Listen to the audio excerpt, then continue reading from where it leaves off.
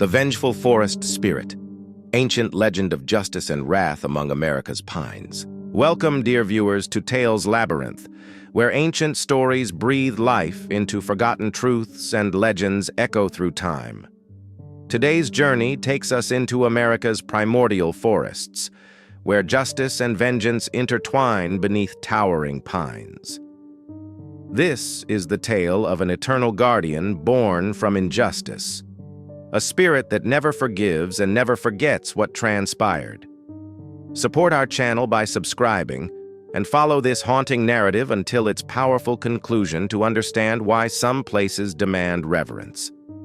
Let us begin this exploration into the shadowy realm, where history, spirituality, and retribution converge in ways that challenge everything we understand. First, the sacred forest. Long before empires rose and fell, a vast forest stretched across the untamed land, where pine trees reached skyward like ancient pillars supporting heaven itself. Sunlight filtered through needle-laden branches, creating patterns of gold and shadow upon the earth below where life flourished abundantly. The people who dwelled among these towering giants knew every stream, every clearing, every creature that called this wilderness home. They built their longhouses from cedar and birch, wore garments of deerskin decorated with intricate beadwork, and lived according to rhythms older than memory itself. These indigenous communities understood that trees possessed spirits, that rocks held wisdom, that every living thing connected through invisible threads of sacred energy. Shamans communed with forest entities through ceremonies involving smoke, chanting, and offerings placed reverently at the bases of the oldest pines standing sentinel. Children learned to walk softly upon the earth. Hunters thanked animals for their sacrifice, and elders taught that balance between taking and giving sustained all existence. The forest provided everything: shelter, sustenance, medicine, and spiritual guidance that flowed through generations like water through ancient riverbeds below. This was sacred ground where ancestors rested, where vision quests revealed destinies, where the boundary between physical and spiritual realms grew thin as morning mist. The pines themselves seemed conscious, watching, listening, remembering every footstep, every prayer, every heartbeat that resonated through their magnificent wooden cathedral. Second, the gathering storm. Seasons turned countless times while the people honored their covenant with the land, but distant troubles began casting long shadows across once peaceful horizons. Scouts returned from far territories with troubling reports of strangers arriving in great wooden vessels that rode upon the ocean like floating villages. These newcomers possessed pale skin, wore heavy woven fabrics and metal armor that glinted coldly in sunlight, and spoke languages harsh and unfamiliar. They carried fire sticks that roared like thunder, claiming territories they neither understood nor respected, with symbols marked upon parchment meaning nothing to indigenous wisdom. The tribal council gathered in the great longhouse where fires burned perpetually, smoke rising through the central opening while respected elders debated appropriate responses. Some advocated peaceful coexistence and trade. Others sensed danger in the strangers' hungry eyes that gazed upon forests as mere resources awaiting exploitation. Warnings came through dreams sent by ancestral spirits, visions showing trees falling like slaughtered warriors, rivers running red with violation, sacred burial grounds desecrated. The shamans performed powerful rituals, burning sacred herbs, beating drums that echoed through twilight, calling upon the forest's oldest guardians for protection and guidance. Yet hope persisted that wisdom might prevail, that mutual respect could bridge the vast chasm between worldviews, that the forest's sanctity would remain inviolate. The ancient pines swayed in winds that carried change, their branches creaking with sounds resembling warnings that few among humanity possessed ears to hear. Third, the transgression. The inevitable clash arrived like winter's first killing frost, sudden and devastating despite all signs that foretold its coming with crystal clarity. Armed strangers entered the sacred forest without permission, without offerings, without humility, wielding axes that bit into ancient bark as though wood held no consciousness. They established settlements where ceremonial grounds once stood, felling trees that had witnessed centuries, constructing crude fortifications from the bodies of forest guardians. Indigenous people watched in horror as smoke from their fires choked the air, as game fled deeper into shrinking wilderness, as balance shattered. Attempts at peaceful negotiation failed when words meant different things to different peoples, when land ownership contradicted indigenous understanding that earth belonged to no one. Violence erupted like wildfire. Arrows met musket balls. Traditional warriors faced armored soldiers and blood-soaked soil that had known only respectful footsteps. The worst transgression occurred when strangers discovered the burial grounds, that most sacred of places where generations slept peacefully beneath protective pine boughs.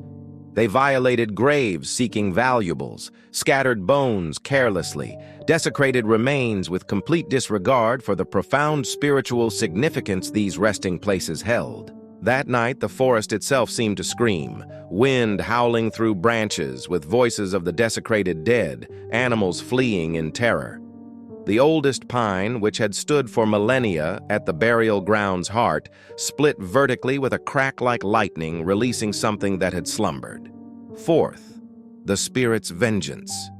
From the ancient tree's sundered heart emerged an entity formed from collective rage, ancestral anguish, and the forest's own violated consciousness combined. It possessed no solid form, but manifested as swirling darkness shot through with ghostly light, eyes burning like coals from ceremonial fires that would never extinguish. The intruder's camp fell silent as unnatural cold descended despite summer's warmth.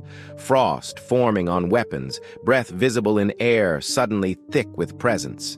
Men who moments before laughed around campfires now stood frozen, sensing something watching them with hatred accumulated across generations of suffering and disrespect. One by one, those who had wielded axes against sacred trees found themselves lost, despite familiar paths, wandering circles while the forest rearranged itself. They heard voices calling in languages they almost understood, saw figures between trees that vanished when looked upon directly, felt invisible hands pushing them deeper. Some were found days later, mad with terror, speaking of trees that moved, of faces emerging from bark, of ancestors demanding retribution.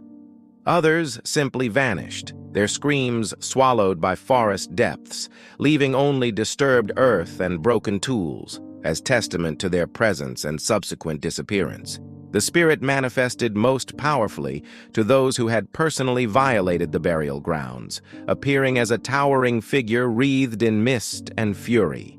It showed them visions of their crimes from the perspective of the violated dead, forced understanding of pain inflicted, then dragged them into earth itself. Fifth, the eternal vigil.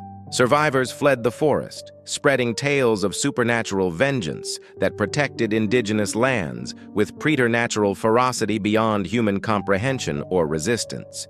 The settlement was abandoned, reclaimed by wilderness as vines covered crude structures. Saplings sprouted through wooden floors, erasing evidence of intrusion. The indigenous people, though devastated by conflict and loss, recognized the spirit as both gift and burden, a guardian born from trauma. They performed new ceremonies honoring this entity, leaving offerings at the split pine, acknowledging the heavy price of protection that demanded eternal vigilance and anger. Generations passed, and the spirit remained, growing neither weaker nor more forgiving as time moved forward relentlessly like rivers toward distant seas. Every intruder who entered seeking to exploit, to take without permission, to disrespect sacred ground, encountered the guardian's wrath manifested in countless terrifying forms. Hunters who killed without gratitude found themselves hunted. Loggers who felled trees carelessly discovered forests turned labyrinthine. Treasure seekers who dug greedily vanished into earth. The spirit learned many methods of justice, some swift and merciful, others prolonged and educational, always proportional to transgression's severity and intentionality. Today, the ancient forest still stands, though much diminished from its original vast expanse, and those sensitive to spiritual realms report feeling watched. The spirit endures, an eternal testament that some wounds never heal, that justice sometimes transcends death, that sacred places possess defenders beyond mortal understanding or conquest. Thus concludes our journey into the heart of America's haunted forests, where an ancient spirit continues its eternal vigil, protecting what remains of sacred lands through supernatural justice. This tale reminds us that history's wounds leave lasting impressions, that indigenous peoples' connections to land transcended mere ownership, and that some guardians never abandon their posts regardless of centuries passing. We at Tales Labyrinth hope this story has enriched your understanding of Native American spirituality and the profound costs of cultural collision. If this narrative moved you, captivated you, or taught you something valuable, please honor the storytelling tradition by liking this video, sharing your thoughts in the comments below, and subscribing to our channel for more legendary tales that bridge past and present. Remember to ring the notification bell so you never miss our next exploration into history's most compelling mysteries and folklore's darkest corners. Thank you for joining us in preserving these important stories. Until our next journey through Tales Labyrinth, may you walk respectfully upon the earth and listen when ancient places speak.